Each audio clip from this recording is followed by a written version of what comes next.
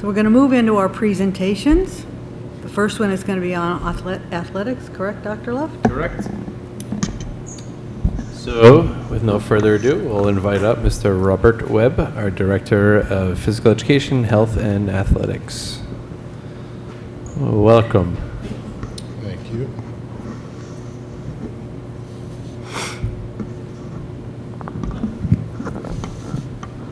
So this is an internet-based presentation? It is. Just making sure. I was going to have a joke about Mike Lee, but not tonight. If the internet goes down, you're going to have to act out the remaining portion of the... I'll do my best. Good evening. Tonight I will highlight many of our program successes from the past academic year, provide an update on the current year's successes, and discuss proposed budgetary information for the upcoming year. As a department, our focus remains on the development of the whole student through physical and health education, as well as interscholastic athletics. Department staffing. Our staffing levels remain consistent with no changes for the upcoming year. We will continue to have one administrator, one senior office assistant, and one athletic trainer. In physical and health education, we have 8 teachers across our 3 buildings, with 2 physical education teachers in each building, 1 health education teacher here at the high school, and then a split physical and health education teacher between the middle and the high school. Across the district, we have 4 nurses, 1 at each building, as well as a floating nurse, and we have 1 seasonal game day coordinator, as well as 67 coaching positions throughout the 3 seasons. Since it's my first time here this year, a little review from the 24-25 athletics. Last year was another historic year for Putnam Valley. Most importantly, our district was recognized as a New York State Public High School Athletic Association School of Excellence for the first time. This honor was awarded because over 75% of our varsity programs maintained a GPA of 90 or above during their respective seasons. Continuing from an academic standpoint, we had 247 Scholar Athlete Awards, as well as 1 Con Edison Scholar Athlete Award winner. From an athletic standpoint, we had 113 all-league selections, 37 all-section, and 7 all-state selections. We had 4 team sectional champions, 2 individual section champions, and 6 league titles. We had 1 regional champion, 3 state championship team finalists, and 3 individual podium finishes at the state level. We continue to offer a wide range of interscholastic athletic programs at the varsity, JV, and modified level. We also continue to merge sport offerings with other districts when needed, and those are indicated on the charts with an M next to the sport. During the fall, we offer our game day cheerleading, cross country for both boys and girls, field hockey, football, boys and girls soccer, swimming for girls, which is merged with Mayapack and Carmel, and volleyball. During the winter season, we have boys and girls basketball, our competitive cheerleading team, ice hockey for boys and girls, boys swimming, wrestling, and indoor track for both boys and girls. And finally, during the spring season, we offer baseball, flag football, boys golf, lacrosse for both boys and girls, softball, and track and field for boys and girls. Coach, where do you do the ice hockey? Ice hockey for girls, it's about 16 merged teams. So this year we have 16 schools. There's 3 teams in Section 1 from the southern portion of Westchester, 1 in Rockland, and then the northern school. So we're part of the Northern Avalanche, which is hosted out of Brewster High School. Okay. For boys hockey, at the modified and varsity level, we merge with Lake Lampanas, but there's also members of Hendrick Hudson and Haldane in that program. Okay, thank you. Welcome. All over. They go to different locations. They go to Brewster Ice Arena, but they're also across the river. Yeah, I figured as well. I'm an expert in this field. As a parent of 2 hockey players on the same Putnam Valley merge team. So yeah, primarily they practice either at Bear Mountain or Brewster, and a vast majority of their competitions are at those 2 locations as well. Occasionally they go further. They've actually done a better job of scheduling all of the games sort of in a regional based, so to try to minimize the travel. But We've been down in White Plains, we've been down to Mount Vernon, we've been up to Walling Trinity, so there's quite a bit of travel. Yeah. There's Thank not you. a lot of ice skating rinks in the area. Right, that's the problem. Another big thing for us this year was we successfully rolled out Final Forms, which is our new athletics registration platform. It's been a highly effective tool for our school nurses, our athletic trainer, and our coaches to streamline data in addition to eligibility, equipment inventory and management, our coaching certification tracking, daily attendance, state reporting, and roster management. Final Forms has also become a great communication tool for our district and for our department. As of earlier this week, year to date, we've already generated over 14,000 emails to communicate with our families. So a lot of emails are being sent out. With Final Forms, we also get a great look at our participation and registration numbers. Overall, in the fall season, we had 314 student athletes registered to participate in grades 7 through 12, which is approximately 41%. We had 248 this winter, around 33%. And then overall, to date, we had 483 students register for at least one sport, which is about 64% of our middle, 7th and 8th grade and high school population. So those are really high numbers, and it's great to see because we haven't even made it to our spring season yet. Looking at those numbers from a grade level standard, our younger grades have excellent participation numbers. Our 8th grade so far this year, 80% of them have registered for at least one sport. Participation is high across all of our grade levels. As you can see, 50% or higher participation at each grade level. You know, you have to give credit to the seniors because they are, especially those involved in the IB program, the International Baccalaureate program, science research, the plays, the concerts, and there's so much pulling. So that's a pretty impressive statistic. More than half still are involved in sports. Our high school athletes are very busy, and they're very committed both to their academics, as we can see with their grades, as well as to the programs. A mid-year update on where athletics stand right now, just looking at mostly our fall data and information. We had 102 individual scholar athletes this fall. We were 100%. All of our fall varsity programs were recognized as scholar athlete teams, meaning they all had a 90 or above. We also had another one of our athletes was recognized, Izzy Picard, on the state finalist volleyball team as a Con Ed scholar athlete. So this is our second Con Ed scholar athlete over the last 2 years. So prior to James Apostolico during the winter season last year and Izzy Picard this fall, 2009 was the last time that we had a Con Ed Scholar Athlete Award winner. So really impressive what our kids are doing. During the fall, our game day cheer also was state champions. We had one regional champion in volleyball, and both were sectional champions. We had 3 state championship appearances, again, game day cheer and volleyball, but we also sent a swimmer as part of that merged swimming team. We're currently in the middle of our winter season, and we hope to bring many more positive updates in the near future. While we do like to recognize our student athletes and our teams for their athletic success, we also continue to focus on the Inside Out initiative, which transforms coaching from purely performance-based to purpose-based. The goal is really to build a culture of belonging where our student athletes grow socially and emotionally. We continue to ask our coaches 4 key questions at the beginning and end of each season. Why do I coach?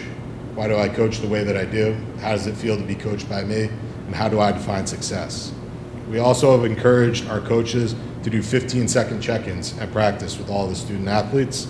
These are quick check-ins where coaches can connect with our student athletes on a personal level to make a meaningful difference in their lives.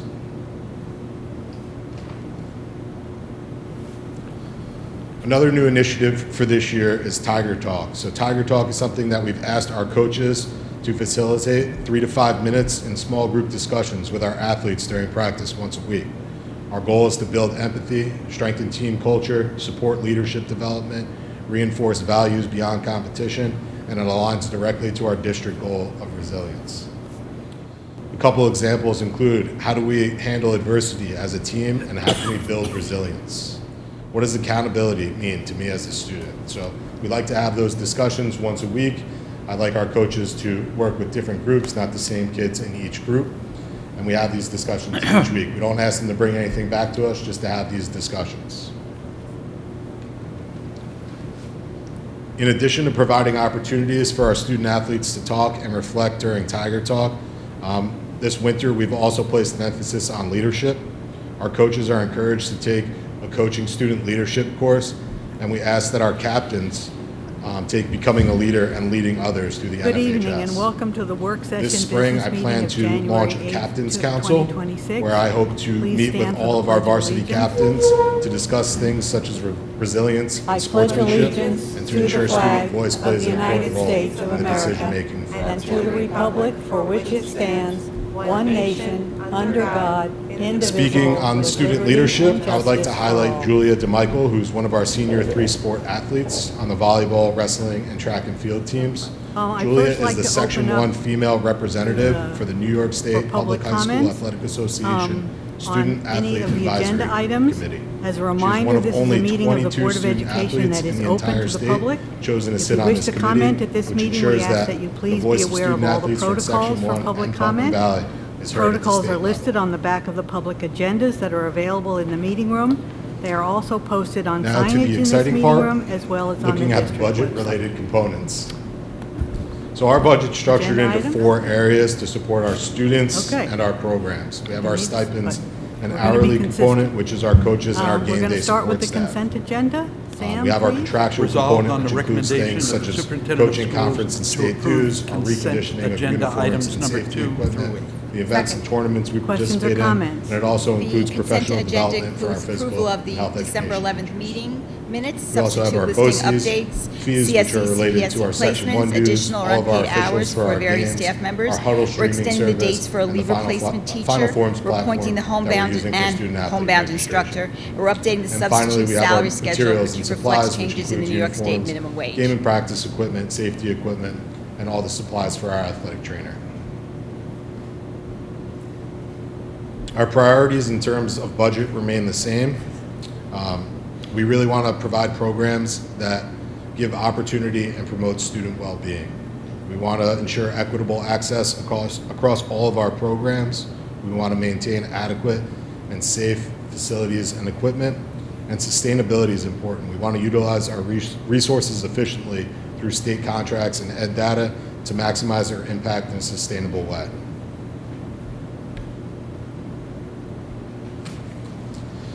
So in our anticipated expenses for the upcoming year, we do anticipate some slight increases across a few areas. Our coaching stipends will increase with the PVFT contract. There are increases in the Section 1 and official fees, and that's negotiated with Section 1 and BOCES. And then materials and supplies across all programs just continue to increase. While those costs do increase, we try to offset costs the best that we can, and we rely on the support of our booster clubs, team fundraisers, and revenue from our tournaments. The Putnam Valley Superstore and the facility rentals to local programs also provide additional revenue to our programs as well as to the district. Last year, with the support of our booster and through a lot of fundraising, especially with our cheerleaders, we raised significant funds that our student athletes greatly benefited from.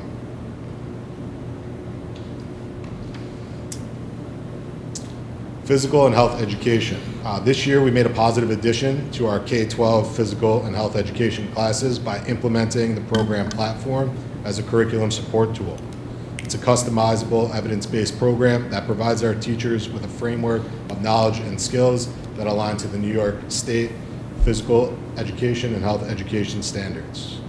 One of the most valuable features of the platform is the data collection, which allows us to refine instruction, to make sure that we're meeting student outcomes, and we're continually increasing student engagement. We're also continuing to explore and evaluate a variety of health education curriculums, with our objective being to identify a program that not only aligns to the standards, but specifically meets the needs of our students at Putnam Valley. We believe our best teachers are lifelong learners, and to support that, our physical education and health education teachers are all active members in New York State AFERD. This membership provides our staff with regular access to content-specific research, professional publication, and a network of experts across the state. In November of this past year, 2025, our physical education and health education teachers attended the Southeastern Zone AFERD Conference, which was an opportunity for our staff to collaborate and participate in professional development with hundreds of teachers from the region. They brought back innovative instructional strategies to our classroom and to our students. Looking ahead, we also have a specialized PD coming up in the coming months, from Welcome to Wellness. This is going to focus on fostering growth and resilience, aligning again with our district goal, but it's also specific in terms of physical and health education. And the last thing is some of our upcoming events. This weekend we have our competitive cheerleading Tiger tournament. It's going to be Saturday, not the snow day, because it's going to be snowing on Sunday. We have a great turnout for this. It's Wait, great. did you predict it was going to snow that? No, day? that was for when it snowed Saturday, but we got lucky. We have 44 performances from over 40 different teams this Saturday. So from around 9:30 to about 4:30, there will be different performances here in the gym. And then our last thing, which we actually have 2 of our flag football student athletes here with us. Next week, there's a Girls and Women in Sports Day at MetLife Stadium. It's the inaugural event for the New York Giants, and hosting this for Section 1 flag football programs. Girls from approximately 30 Section 1 schools will be in attendance at the event.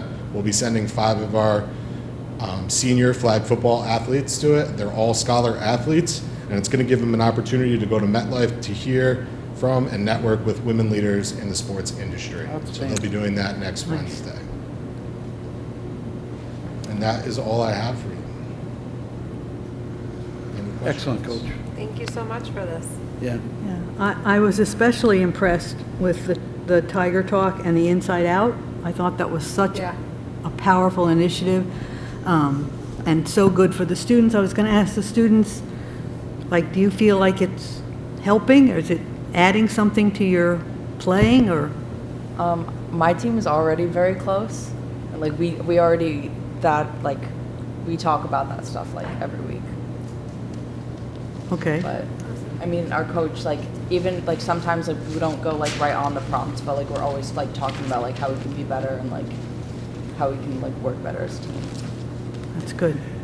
That's good. And congratulations on the scholar athletes. I think that's amazing. You're not kidding. Yeah. Congratulations. I Coach, really- go ahead. I was just going to say that you've expanded a lot of different things in the program, the health aspect, as well as the physical and the competitive end. That's impressive, very impressive. Thank you. I can't take all the credit for the Tiger Talk, actually. Last year when I went to the Athletic Administrators Conference, the Henhut AD at the time gave a presentation on a similar thing he was doing there, and now he's over in Carmel, so I got to give a lot of credit to him. But that's how we learn from others. Yeah, outstanding. I really love the emphasis on scholar athlete. If I were to have tallied the number of times you've said that tonight, it's well over 20 times. And that is so important that we ensure that our kids are getting a well-rounded education, that they understand that both on the field and off the field matter, and that the lessons you learn on the field speak to every other part of your life. I think that is so incredible. So thank you for maintaining that focus. I also think it really sets the bar. It's important that our kids get an opportunity to go to that Con Ed dinner and get that award. It's one of the highlights for me to see that, because I remember my own friends in high school getting that award and seeing the look on their face when they had worked so hard for something. It's important that we honor our kids and really give them the platform to be able to succeed in that way. And I feel like Sam said, you've taken that to the next level for us, so thank you. And then the last thing was the purposeful coaching. I am so excited about that idea. I do have a question. How often do you meet with the coaches to have those conversations with them about being reflective about their coaching? That question of what does it feel like to be coached by me? How does that work, that structure? So I see our coaches on a daily basis. I try to make my rounds. I'm here most days till 7, 8, 9 o'clock. So there's opportunities for me to communicate with them informally pretty regularly. But when I meet with them this year, I did individual program meetings with our coaches prior to the season. So we talked about those 4 questions. And then when I do their evaluations at the end of the season, I actually put those 4 things right on their evaluation. And it's really just a talking point to see how we continue to grow. And again, it's more about the purpose as opposed to the process. I tell them all, it's great. I love when they bring home state titles. But things like sportsmanship awards, those things are great. Absolutely. Yeah. So that all of those foci are just so incredibly important. Thank you for bringing that to the center of our program. Thank you. Okay. Again, just like everyone said, thank you for your leadership and teaching collaboration and leadership within the teams. And that's so very important. Flag football, last year was our first year? So last year we did have a team, but they weren't part of Section 1 because we started it late. So they were independent last year. So this year will be their first opportunity to compete and potentially play for a sectional championship.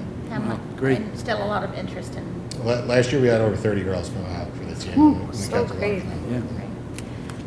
Couple things I just want to confirm, because the chatter comes around every budget season, so just want to hear from you that the renewal of equipment and uniforms is consistent between boys sports and girls sports. Yeah, so certain equipment like helmets, for example, we send those out because they have to get a certain certification.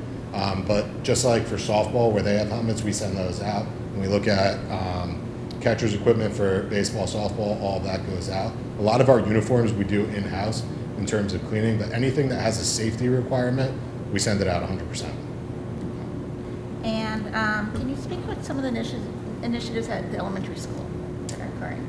So one of the things that we don't have interscholastic sports at the elementary level. It's only 7 to 12. So one of the things this year was that platform program, and a big reason after talking to Jackie that we went with that was because it does have an elementary component to it. So it's a little different. The high school would be more fitness-based, where at the elementary level it's more activities. So that's definitely a focus that we've had there, is trying to improve not the overall curriculum, but supports, at least for our physical education program. Thank you.